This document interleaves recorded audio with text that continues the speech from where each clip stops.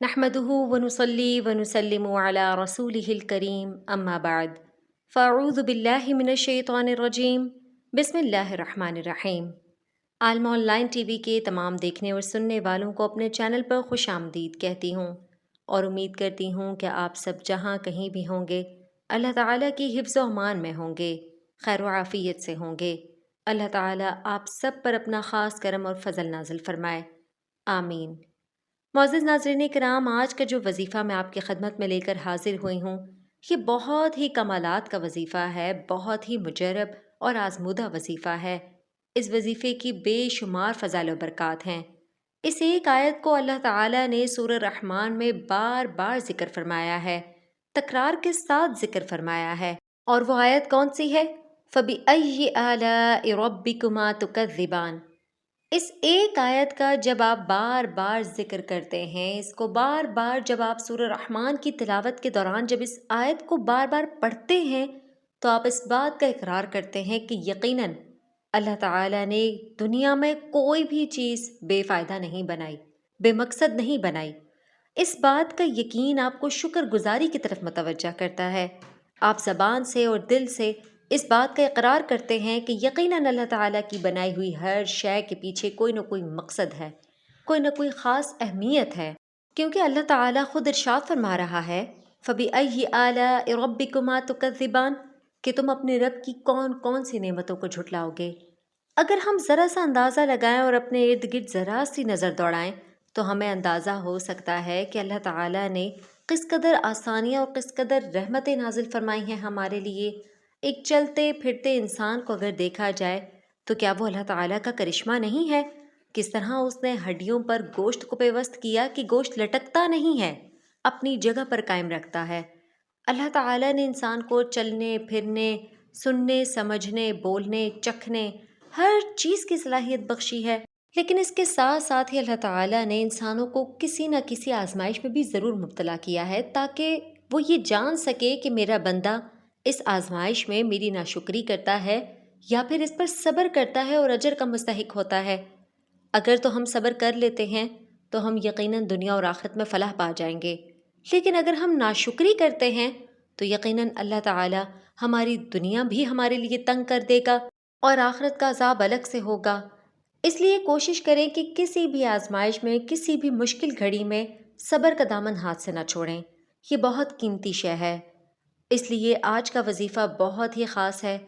اگر آپ میں سے کوئی بھائی بہن کسی بھی دنیاوی مسئلے میں گرفتار ہے، خواہ دینی ہے یا دنیاوی ہے، جس قسم کا بھی کوئی مسئلہ ہے آپ کو پریشان کیے ہوئے ہے اور آپ چاہتے ہیں کہ جلد سے جلد اس سے چھٹکارا حاصل کر سکیں، لیکن زبان سے ناشکری کا لفظ لائے بغیر، زبان پہ ایک لفظ بھی آپ نے ناشکری کا نہیں لانا، بلکہ اللہ تعالیٰ کا صبر شکر ادا کر کے اس آزمائش کو ٹالنے، اس آزمائش کو ختم کرنے کی دعا کرنی ہے۔ اور آزمائش کب ختم ہوتی ہے؟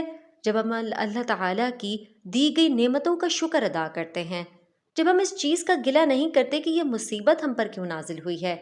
یقیناً یہ مصیبت کسی وجہ سے اللہ تعالیٰ نے ہمارے لیے رکھی ہے کہ وہ ہمیں آزما سکے۔ یہ آزمائش کی گھڑی ہے اور اس میں کامیاب ہونے کے لیے صبر کا دامن ہاتھ سے نہیں چھوڑنا۔ اس لیے آج کا یہ وظیفہ بہت ہی خاص ہے۔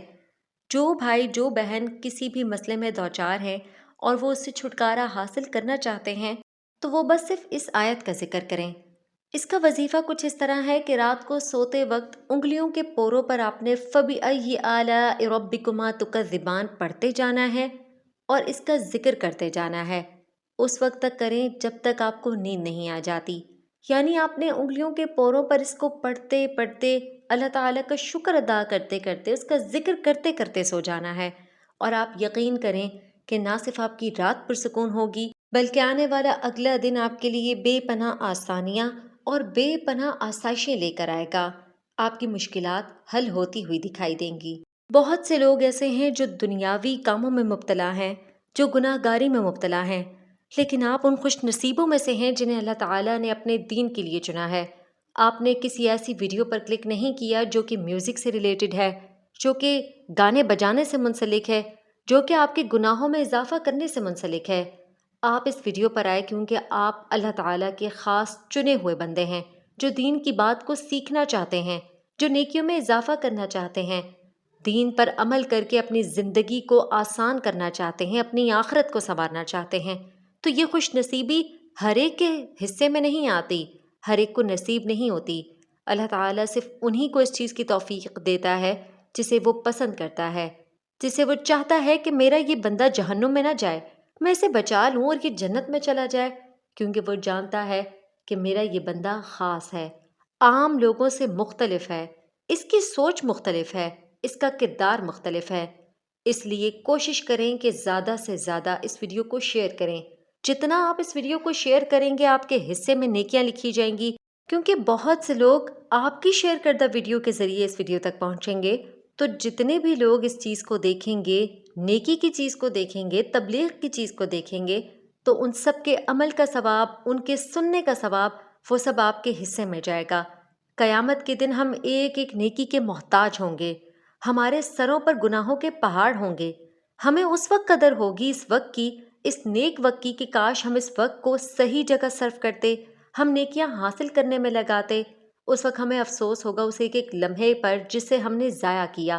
ہم کوشش کریں کہ زیادہ سے زیادہ نیکیاں اکٹھی کر سکیں، تاکہ آخرت میں نامہ اعمال جب ہمارے ہاتھوں میں دیا جائے تو ہم پر گناہوں کا بوجھ کم سے کم ہو، ہمارا حساب ان لوگوں میں ہو جو بغیر حساب کتاب کے جہنم میں چلے جائیں، جو کہ بغیر کسی مشقت کے پل صراط سے گزر جائیں۔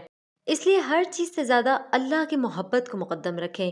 جو شخص اللہ اور اس کے رسول سے محبت کرتا ہے وہ دنیا اور آخرت میں فلاح پا جاتا ہے۔ نہ تو دنیا اسے پریشان کر سکتی ہے اور نہ ہی آخرت اس کا کچھ بگاڑ سکتی ہے، کیونکہ اس کے پاس وہ خزانہ ہے جو ہر ایک کے پاس نہیں ہوتا۔ اسی لیے اللہ تعالیٰ کو اپنا دوست بنائیں۔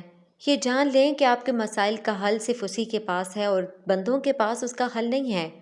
ہم یہ جو وظائف آپ کو بتاتے ہیں یہ صرف اس لیے بتائے جاتے ہیں کہ آپ کی صحیح سمت میں رہنمائی کی جا سکے، آپ کو بھٹکنا نہ پڑے، شرک میں مبتلا نہ ہوں آپ، اللہ تعالیٰ کی وحدانیت کو بیان کریں، اللہ کے قرآن کے ذریعے سے اور نمازوں کے ذریعے سے آپ اپنی مشکلات کو حل کر سکیں۔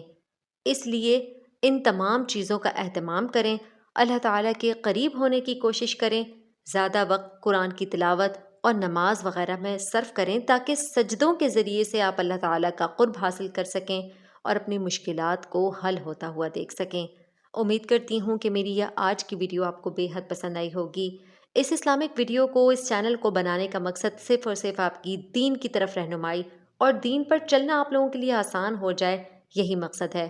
اور جتنے بھی وظائف اس چینل پر بیان کیے جاتے ہیں وہ مکمل تحقیق کے بعد آپ لوگوں سے شیئر کیے جاتے ہیں تاکہ اس کے جلد سے جلد آپ لوگوں کو اثرات بھی میسر ہوں۔ تو اللہ تعالیٰ آپ لوگوں کی زندگیوں میں بے پناہ آسانیاں پیدا فرمائے اور ہماری جائز حاجات کو قبول فرمائے، آمین۔ وما علینا الا البلاغ المبین۔